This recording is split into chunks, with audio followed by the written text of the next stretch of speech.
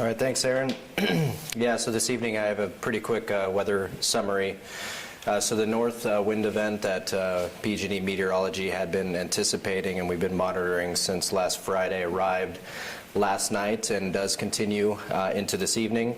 To this point in time, we've observed several weather stations gust above 50 miles per hour in general across the North Bay and some of our elevated terrain in the northern Sierra. And we did see relative humidities fall down into about the 20% range, a little bit lower in some spots in the Sacramento Valley, as well as in the North Bay area. In the Sierra Nevada, we observed some welcome rain showers actually overnight. We had a pretty interesting weather system develop with wraparound showers that actually moved down the I-80 corridor and did produce some rain showers last night. So the weather did break favorably in that area. I believe Grass Valley Airport did pick up 3/10 of an inch of rain overnight. We also experienced cloud cover through the majority of the day, and that cloud cover does shield the surface fuels from solar radiation, which helps evaporate moisture from surface fuels, so that did help us as well.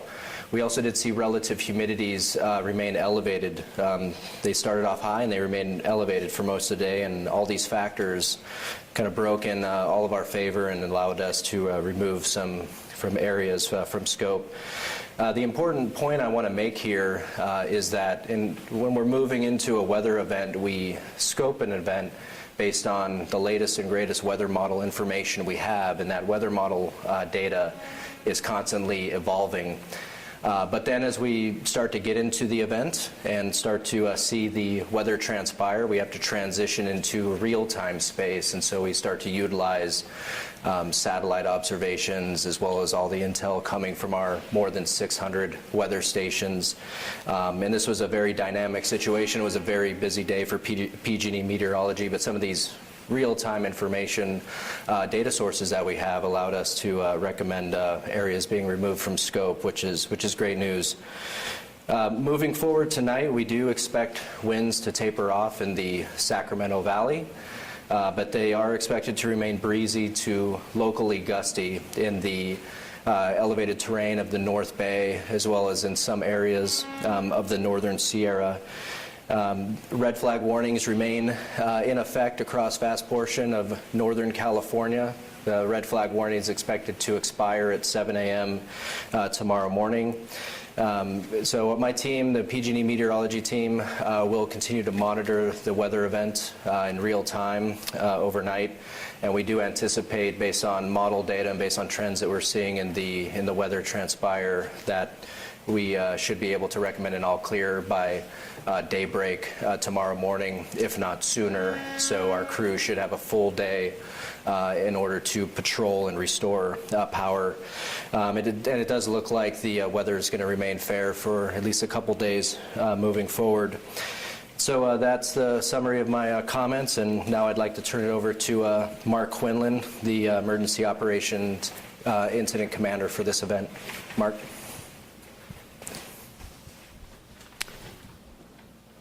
Thank you, Scott.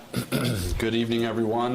My name is Mark Quinlan. I'm the Incident Commander for the November 20th Public Safety Power Shutoff event, and I'm here to provide an operational summary of today's activities. As mentioned yesterday, we began by understanding where this weather was going to impact us, and we looked at that portion of geography, which is primarily the northern part of our service territory, and we broke that area of risk up into 11 smaller zones of different geographies, different counties that were all anticipated to receive some dangerous wind levels at different times throughout the day. We did that in order to have flexibility to be able to adjust timing of those events and perhaps, if we were lucky enough from the weather perspective, to see improved conditions and remove zones from scope. And so I'm happy to report that we were able to do that. This morning, 11 zones, we were able to remove 6 of these zones completely from scope and reduce scope on one additional. So that was very favorable for us. It was really driven by some of the weather comments that Scott just made. This is all really about weather, about winds, about fuel conditions. And when we see variations of what we anticipated from a forecasting perspective, we see something different in real time, we react to that. We understand that we're informing the public, we're informing our agency partners of certain estimated times where we will be de-energized and times where we'll begin restoring. And we understand that as conditions change, those times change. I just want to be clear that we do that with the right intent. The intent is to avoid de-energizing customers that do not need to be de-energized due to unsafe winds. If we see an opportunity to adjust our scope or delay a time, we take that opportunity, always looking to keep people in lights and to minimize the negative impacts of service interruptions to our customers. So that's the foundation of why we make those decisions. In addition to that, if we think about an area or a period of time where we're in unsafe wind conditions and we see weather conditions improve quicker than we were originally forecasting, we also take the time to begin our restoration sequence earlier. Happy to report that as of this briefing, there have been 2 geographic areas that we have received a weather all clear on, and we are in the process of patrolling and restoring our system. Those areas specifically are in the North Valley area, and from a county perspective, they are Shasta, Tehama, and Glenn counties. Of that customers that were impacted associated with that scope, roughly 13,000. We were originally going to receive the all clears later this evening around now. We received them a few hours early, so we began our restoration process. We do not believe we'll be able to restore 100% of that customer load at this time by the end of the day today, and it's primarily based on we're out of daylight hours and we're unable to fly that infrastructure to confirm that it is safe to be re-energized. However, we are patrolling via ground and via foot in some cases to restore what we can this evening, and then we will transition and pick the rest of this up in the morning. So we have been able to reduce scope. Originally, we were at a scope a couple days ago of just over 300,000 customers. And each day, as new models came into play, we looked at the forecasted conditions and looked for opportunities to reduce customer impacts. You could do that a number of different ways. The most effective way is to have the weather conditions become favorable to where we do not need to de-energize at all. And we've seen a big impact associated to that method. Other methods are switching options, sectionalization of our transmission and distribution system. We always look for opportunities to reduce that size of the outage. And then the third opportunity is to come up with other solutions like microgrids and generator installation options and resilient zones. There are 2 resilient zones that we have put forth and are in place and running right now, and there have been 5 individual generator installations for critical facilities as defined by the counties. So the combination of the switching, the sectionalization, the weather favorability, and this resilient zone and generator installation has reduced the scope. Currently, at the start of the briefing, we were at roughly 48,000 customers out of service at this time. As mentioned, I believe we will be able to restore some on the overnight. I would estimate between 7,000 to 15,000 of that on the evening shift here. We're anticipating all clears for the zones that we have out of service to come in roughly 0200 tomorrow morning. So as we receive those all clears, we will then begin our patrolling and restoration sequence. As mentioned, we'll be in the middle of the night We won't have the ability to use our helicopter resources. We have 45 of them ready to go. We won't be able to use them on those specific areas until the morning at first light, and that's our plan.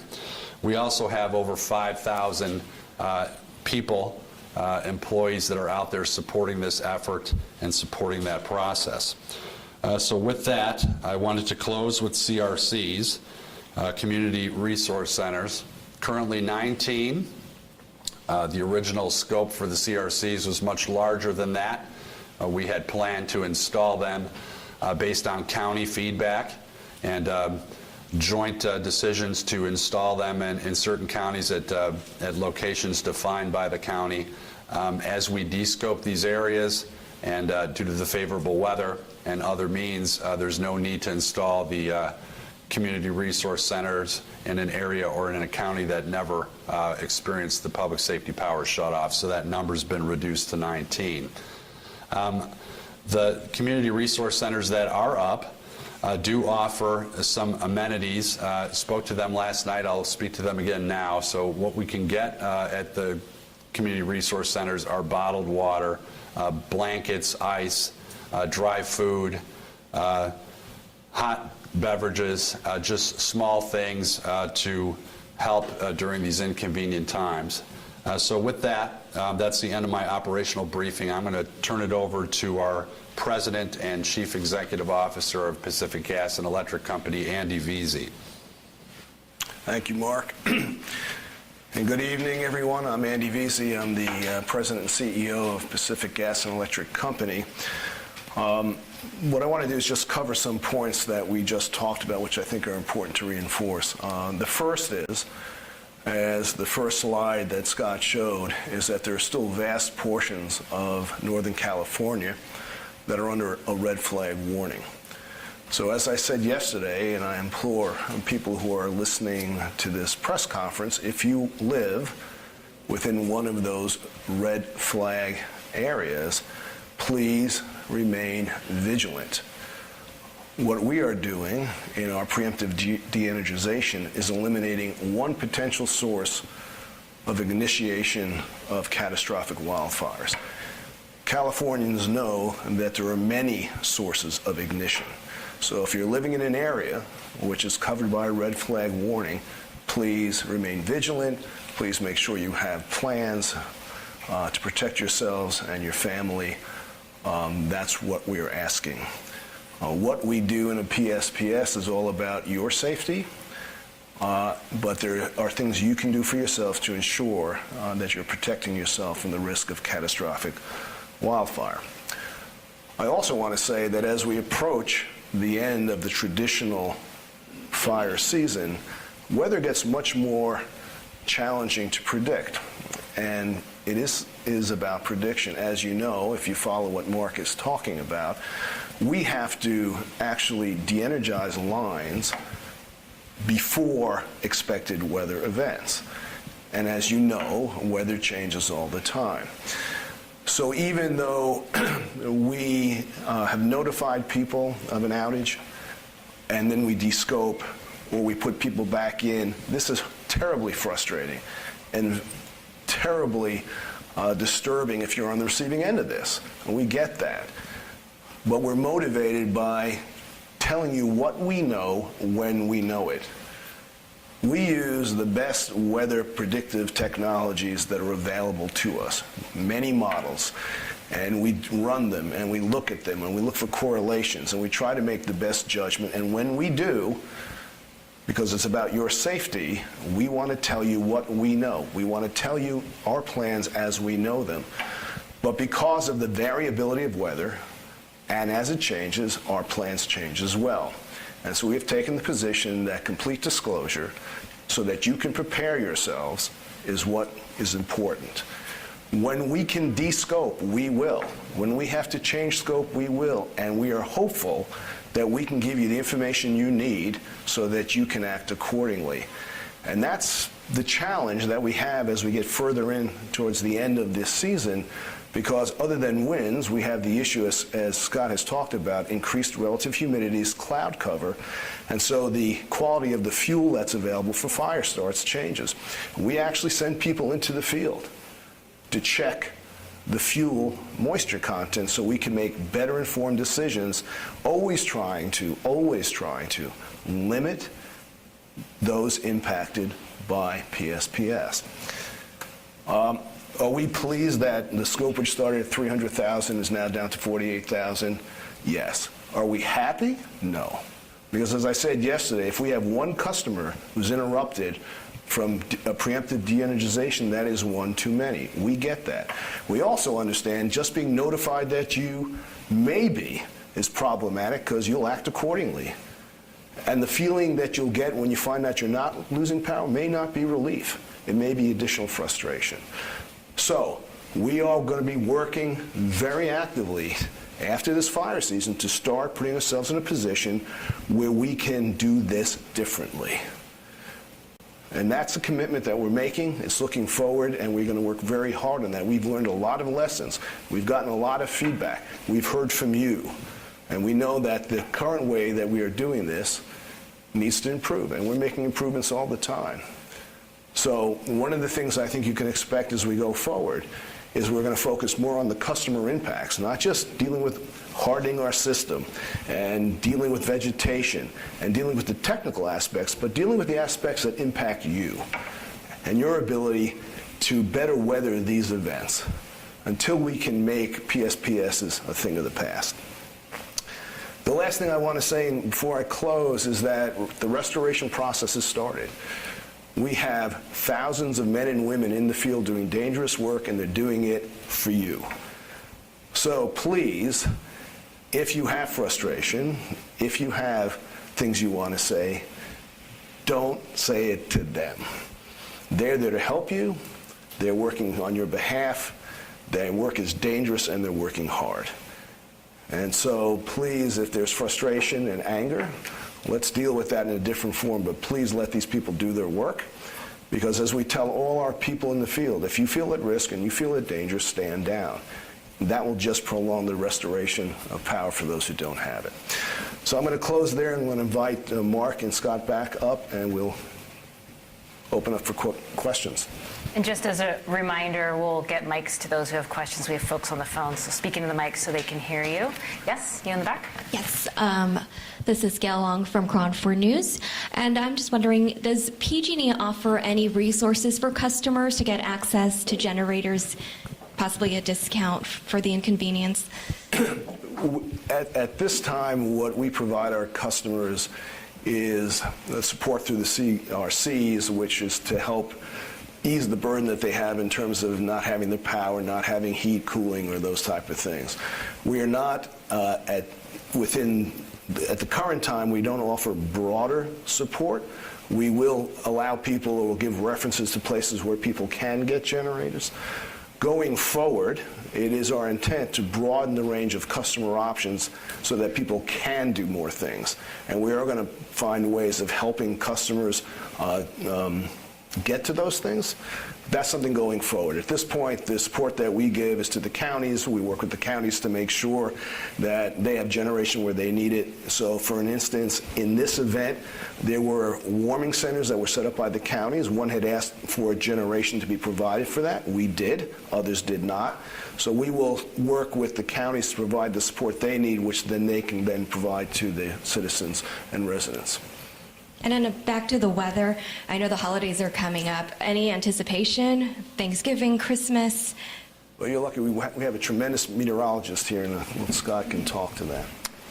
Yeah, great question. So we are analyzing the weather pattern in the longer range, and hesitant to say this because I might scare it away, but it does look like there is potential for a fairly significant storm, winter storm, to arrive a few days before Thanksgiving, and maybe actually continue into the Thanksgiving holiday.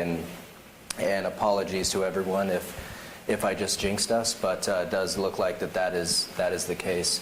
And so we'll be monitoring, and I'm looking forward to getting back to some rain and snow forecasting for the company, because that brings its own impacts as well. And traditionally what we've done at the company for the past decade is analyze where we may have storm damage and the timing of that storm damage, and that helps us get crews out in the field before we have impacts to restore power quicker and more expediently for everyone. So I look forward to getting back into that groove. Any more questions? No? All right. Thank you all for being here.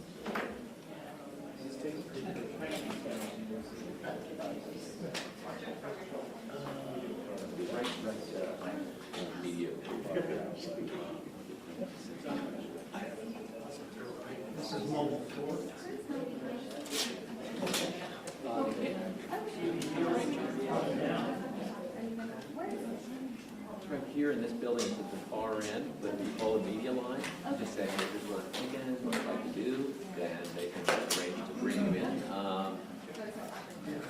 This is a. Oh, that's Take it off the web. yeah, it's really cool. You have to And then it's retell the web. it's real active.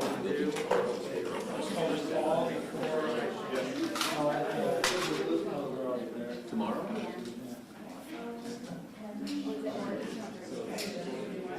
No, it's going to be active tomorrow. So, later you go. Yeah. So reach out to one of our media folks and they'll, you can get back on this. And you guys can say, I need that shot. Thank you, bye-bye. Okay.